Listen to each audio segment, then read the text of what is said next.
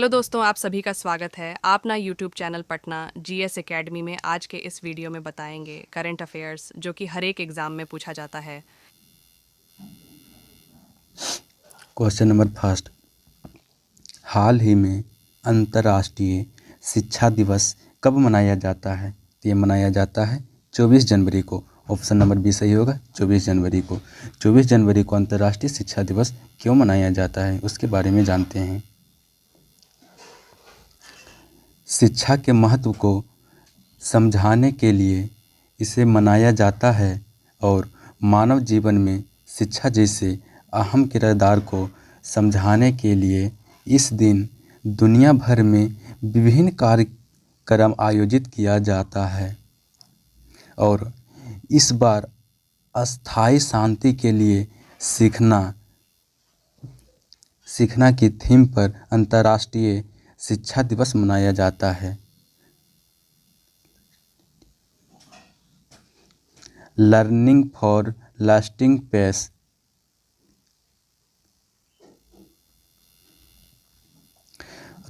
3 दिसंबर 2018 को संयुक्त राष्ट्र महासभा द्वारा पारित एक प्रस्ताव द्वारा 24 जनवरी को अंतर्राष्ट्रीय शिक्षा दिवस के रूप में घोषित किया गया था। इसके बाद 24 जनवरी 2019 को पहला अंतर्राष्ट्रीय शिक्षा दिवस मनाया गया और फिर हर साल इसे अंतर्राष्ट्रीय तौर पर मनाया जाता है।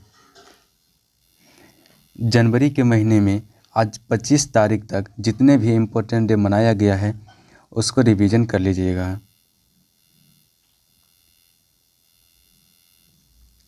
20 जनवरी को पेंगुइन जागरूकता दिवस मनाया गया था और 23 जनवरी को पराक्रम दिवस मनाया गया था और 24 जनवरी को राष्ट्रीय बालिका दिवस मनाया गया था।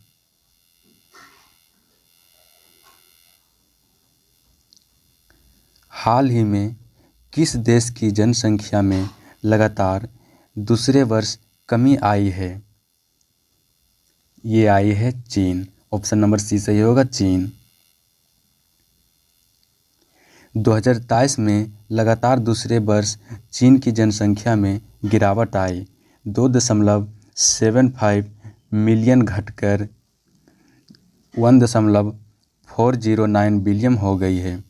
2023 में था उसका जनसंख्या 2.75 मिलियन था और इस साल घट कर आ गया है 1.409 बिलियन।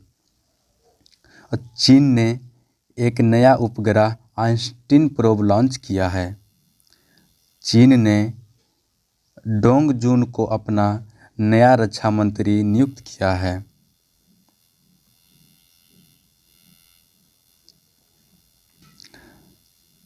चीन ने मिस्र के साथ मिलकर मिस्र सैट 2 सैटेलाइट लॉन्च किया है। चीन ने दुनिया का पहला चौथी पीढ़ी का परमाणु रिएक्टर शुरू किया और चीन ने दुनिया का सबसे तेज इंटरनेट लॉन्च भी किया है।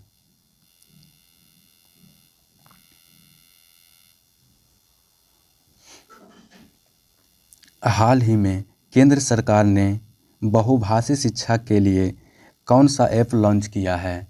तो ये किया है अनुवादिनी लॉन्च किया है। अनुवादिनी ऐप लॉन्च किया है। ऑप्शन नंबर बी सही होगा। और इससे रिलेटेड देखते हैं कुछ। शिक्षा में बहुभाषावाद को बढ़ावा देने के लिए केंद्र सरकार ने एक आर्टिफिशियल इंटेलिजेंस आधारित प्लेटफॉर्म अनुवादिनी ऐप लॉन्च किया है। और इस पहल के तहत विद्यालय और उच्च शिक्षा के अंतर्गत सभी पाठ्यक्रमों के लिए अध्ययन सामग्री संविधान की 8वीं अनुसूची में सम्मिलित भारतीय भाषाओं में डिजिटल रूप से उपलब्ध कराई गई है। अगला क्वेश्चन है क्वेश्चन नंबर 4। हाल ही में देश भर में कितने करोड़ घरों की छत पर सोलर रूफ टॉप लगाने के लिए प्रधानमंत्री सूर्योदय योजना शुरू की गई? ये की गई 1 करोड़। ऑप्शन नंबर सी सही होगा, 1 करोड़। यह योजना 40 गीगावाट रूफटॉप सोलर क्षमता के लक्ष्य तक पहुंचाने में मदद करने का एक नया प्रयास है और इसका लक्ष्य है आवासीय उपभोक्ताओं के लिए छतों पर सौर ऊर्जा प्रणाली स्थापित करना है। अगला क्वेश्चन नंबर 5 है। हाल ही में आईसीसी मेंस T20 यादव और ये दिसंबर माह में ICC player of the month Pat Cummins and Deepti Sharma बने हैं। प्यूबर्टी athlete of the year 2023 Virat Kohli को चुना गया था और आईपीएल इतिहास के सबसे महंगे खिलाड़ी मिचेल स्टार्क को कोलकाता नाइट राइडर्स ने खरीदा है। बीसीसीआई ने एमएस धोनी की जर्सी को रिटायर करने का फैसला किया है। बीसीसीआई ने मोहम्मद शमी के लिए अर्जुन अवार्ड की सिफारिश की है। क्वेश्चन नंबर 6 है। हाल ही में ऑस्कर 2024 के लिए नॉमिनेट हुई film to kill a tiger का निर्देशन किसने किया है? ये किया है निशा पहूजा। ऑप्शन नंबर ए सही होगा, निशा पहूजा। और इसे रिलेटेड देखते हैं। हाल ही में 96 अकादमी पुरस्कार ऑस्कर 2024 के लिए documentary film to kill a tiger की सर्वश्रेष्ठ डॉक्यूमेंट्री फीचर फिल्म कैटेगरी में नॉमिनेट किया गया है।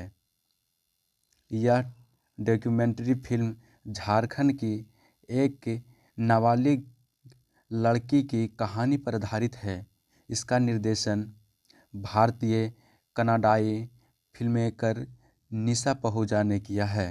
ऑस्कर 2024 के विजेताओं की घोषणा 10 मार्च को किया जाएगा। अगला क्वेश्चन नंबर 7वां।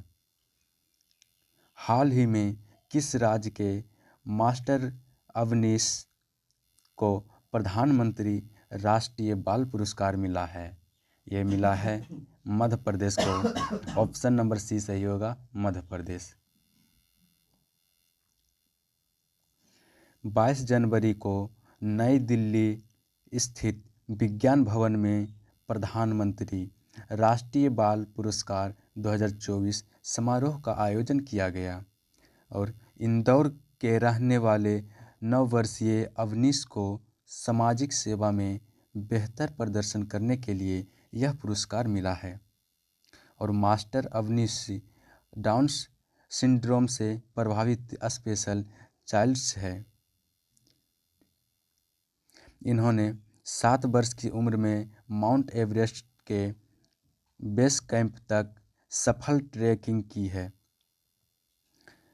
साल 2022 में श्रेष्ठ दिव्यांग बाल पुरस्कार पाने वाले सबसे कम उम्र के व्यक्ति हैं। अगला क्वेश्चन है क्वेश्चन नंबर 8वां। हाल ही में किसने मुक्केबाजी से संन्यास की घोषणा की है? यह की है Mary Kom. Option number B सही होगा, मैरी कॉम।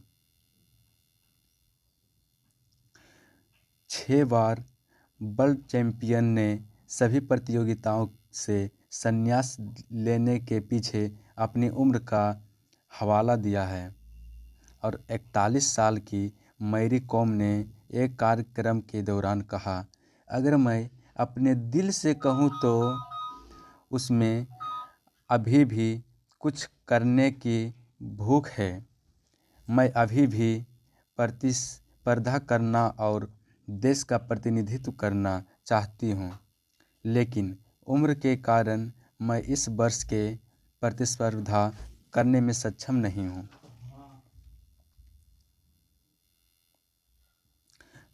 मेरी मुक्केबाजी इतिहास में 6 वर्ल्ड चैंपियनशिप ने खिताब पर कब्जा करने वाली पहली महिला मुक्केबाज है। 5 बार की एशियाई चैंपियंस 2014 एशियाई खेलों में स्वर्ण पदक जीतने वाली भारत की पहली महिला मुक्केबाज थी। यह थी मैरी।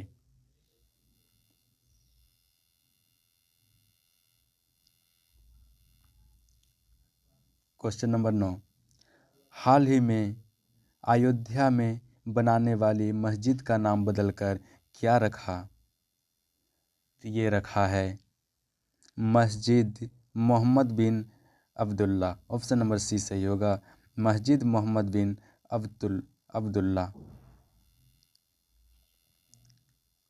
और ये मस्जिद जो है, मस्जिद निर्माण की जिम्मेदारी इंडो इस्लामिक कल्चरल फाउंडेशन को मिली है।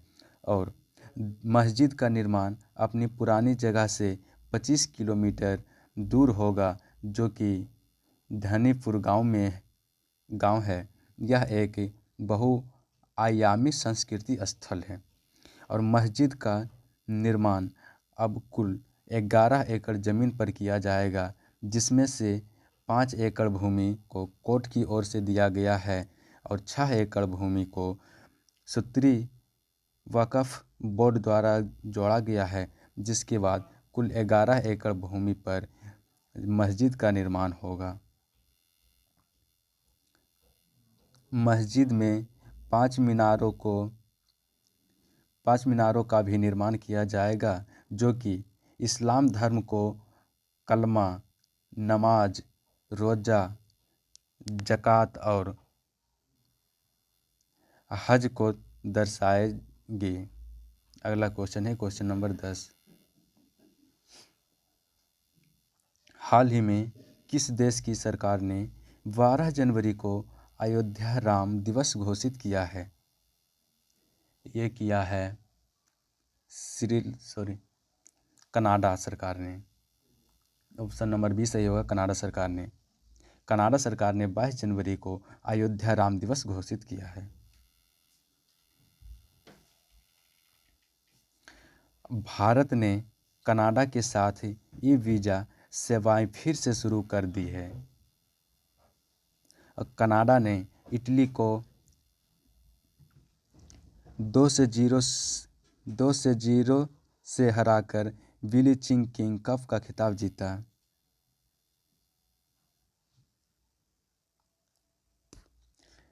कनाडा की डेनियल मैकगाहे अंतर्राष्ट्रीय क्रिकेट खेलने वाली पहली ट्रांसजेंडर बनी है।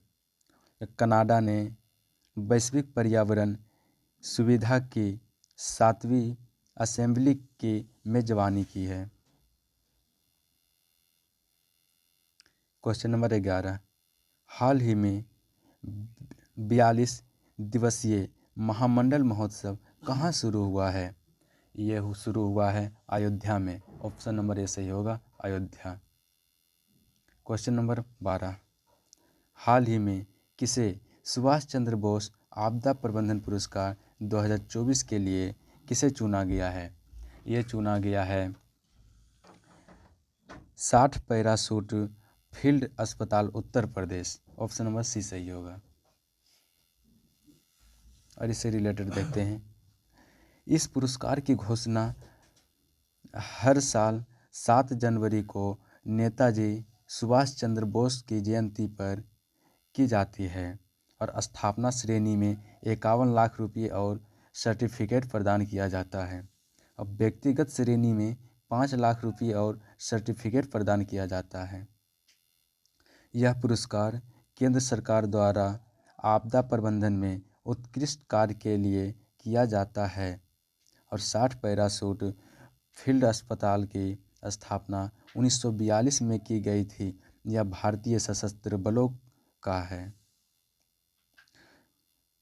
एकमात्र हवाई चिकित्सा प्रतिष्ठान है वैश्विक संकटों में अपनी असाधारण सेवाओं के लिए यह मान्यता प्राप्त है।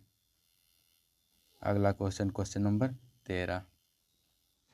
हाल ही में 24 जनवरी को किस राज्य का स्थापना दिवस मनाया गया? तो ये मनाया गया है उत्तर प्रदेश का। ऑप्शन नंबर बी सही होगा, उत्तर प्रदेश। और भारत का पहला केंद्र वित्त पोषित गाय अभयारण्य मुजफ्फरनगर में बनाया गया। भारत की पहली ALCT लखनऊ में बनेगी। सबसे लंबी सोलर लाइट लाइन स्थापना का विश्व रिकॉर्ड अयोध्या में बना है। अयोध्या से बेसन के लड्डू के GI टैग मिला है। और उत्तर प्रदेश सरकार वाराणसी में 25,000 घरों में सौर छत्ते स्थापित करेगी। अगला क्वेश्चन, क्वेश्चन नंबर 14। हाल ही में किस राज्य में गृह ज्योति योजना का अनावरण होगा? ये होगा तेलंगाना। ऑप्शन नंबर ए सही होगा, तेलंगाना।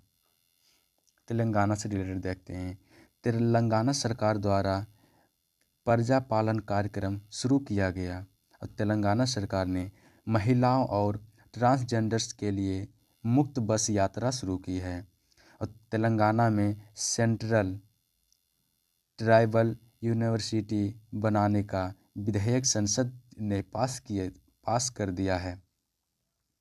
गदाम प्रसाद को तेलंगाना का नया विधानसभा अध्यक्ष चुना गया। और तेलंगाना सरकार ने रवि गुप्ता को नया DGP नियुक्त किया है। और दुनिया के पहले 3D मुद्रित मंदिर का उद्घाटन तेलंगाना में किया गया। अगला क्वेश्चन, क्वेश्चन नंबर 15, ये लास्ट क्वेश्चन है। हाल ही में भारत ने किस देश को 40,000 लीटर की मैलाथियन की सहायता प्रदान की है? ये की है अफ़गानिस्तान। ऑप्शन नंबर सी सही होगा, अफ़गानिस्तान। और अंतर्राष्ट्रीय लैंगिक समानता पुरस्कार 2023 से अफ़गानिस्तान के NGO सम्मानित किया गया। और अफ़गानिस्तान ने नई दिल्ली में अपनी दूतावास बंद करने की घोषणा की है। और अजय जडेजा अफ़गानिस्तान की क्रिकेट टीम के मेंटर बने हैं। अफ़गानिस्तान की मुद्रा दुनिया में सबसे अच्छा प्रदर्शन करने वाली मुद्रा बनी है।